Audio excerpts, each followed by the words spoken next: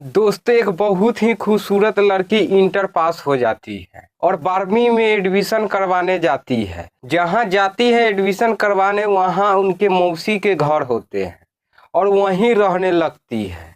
वहाँ रखती है तो दोस्तों ऐसा घटना घटती है कि आप ही सुनेंगे तो चौंक जाएंगे।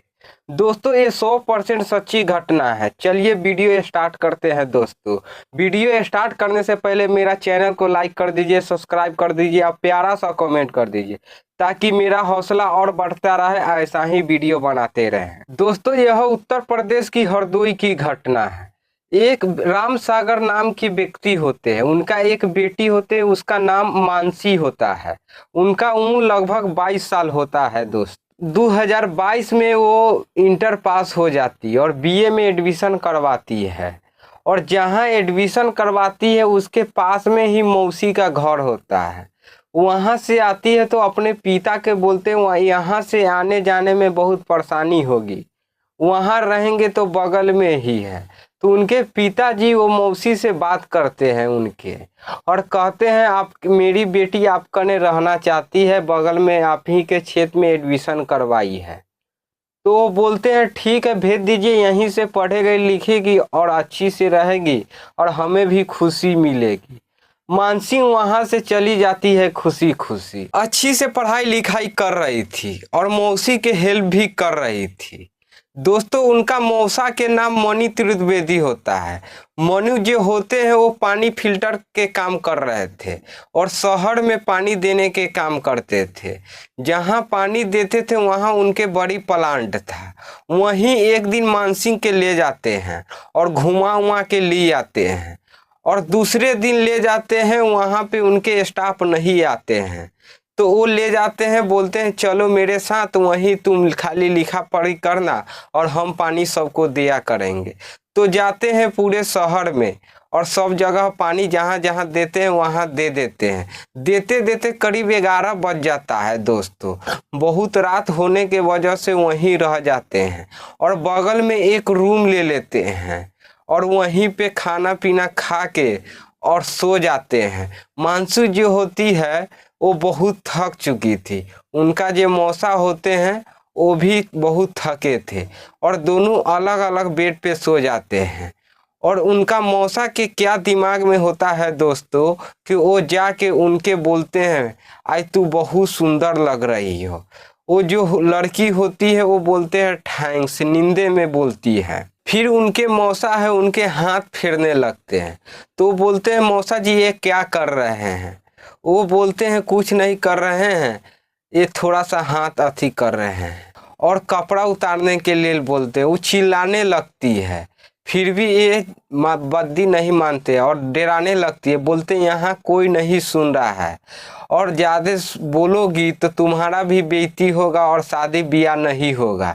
फिर भी वो क्या करती है दोस्तों, वो कपड़ा उतारने लगती है डर के मारे से। और इनके साथ जो मौसा होते हैं संबंध बनाने लगते हैं। संबंध बनाते बनाते रात बीत जाती है दोस्तों और सवेरे उनको समझा देती है किसी को मत बोलना। वो मानसी होती है, वो अपने मौसी के पास आती है और उदास रहने लगती है और डरे किसी को नहीं बताती है।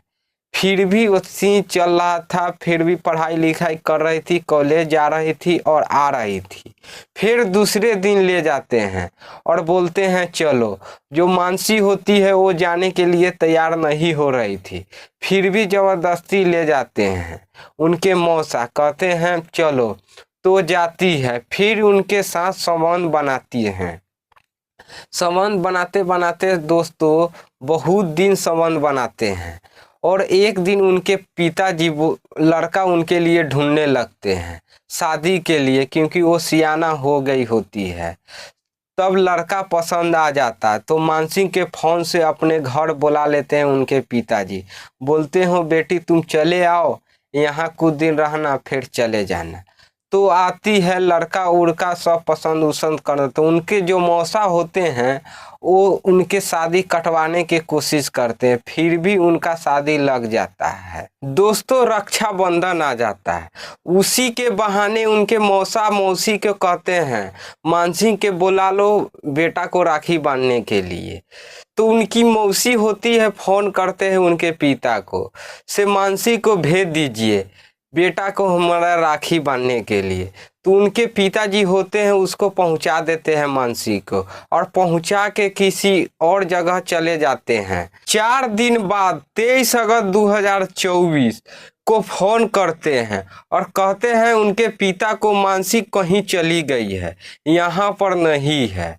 उनके पिताजी परेशान हो जाते हैं, कहते हैं तुरंत 4 दिन पहले हम पहुंचा के आए हैं और कहाँ चले गए।